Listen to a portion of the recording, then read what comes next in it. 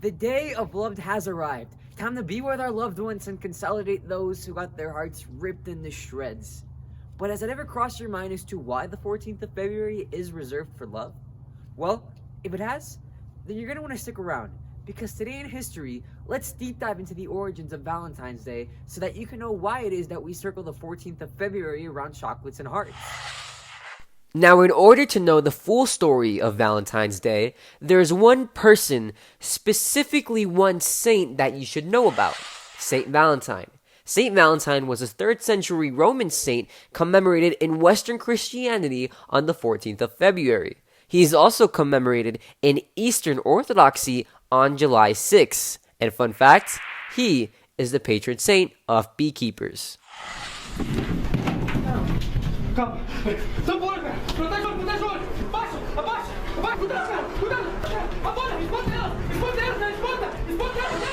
Now, if you're not sure what a patron saint means, then don't worry, because I got you covered.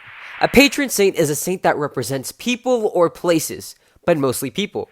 Thus declaring the Rock now and forever the people's champion.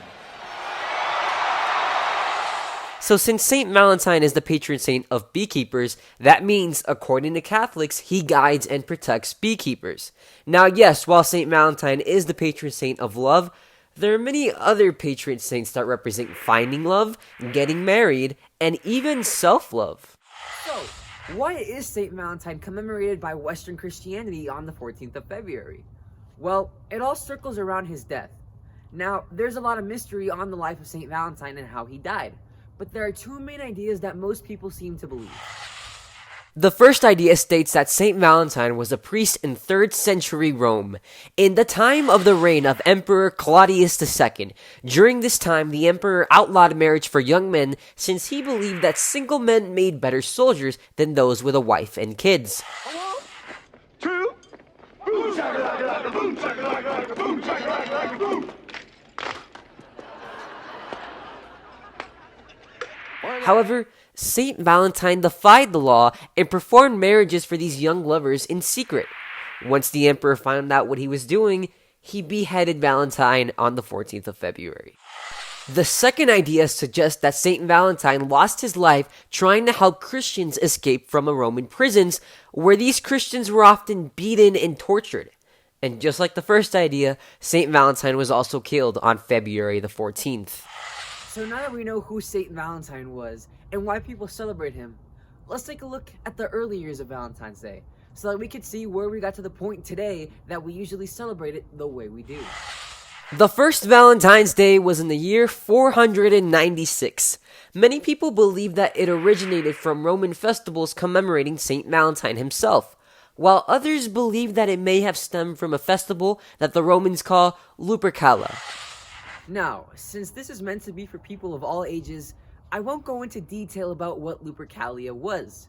What I will say is that it's a festival that took place in the middle of February and marked the start of springtime. So, how exactly did all of the traditions that we're familiar with on Valentine's Day start?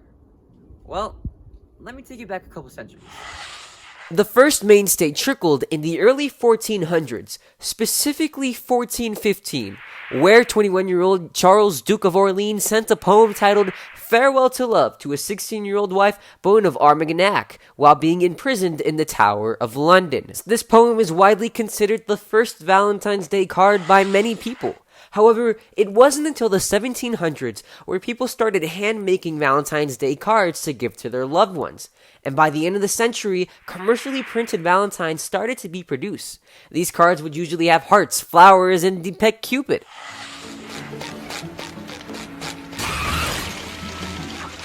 So now that we know how Valentine's Day cards originated, how exactly did chocolates come into play?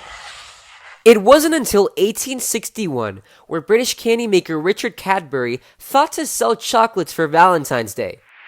He packaged them in with heart-shaped boxes and would decorate the boxes with cupids and rosebuds. Ever since then, chocolate has been a big commodity of Valentine's Day. SpongeBob, I just wanted to thank you for this box of chocolates. No problem, friend. So now that you know the mysterious history of Valentine's Day, go and spend time with your loved ones. Even if those loved ones are just chocolate bars.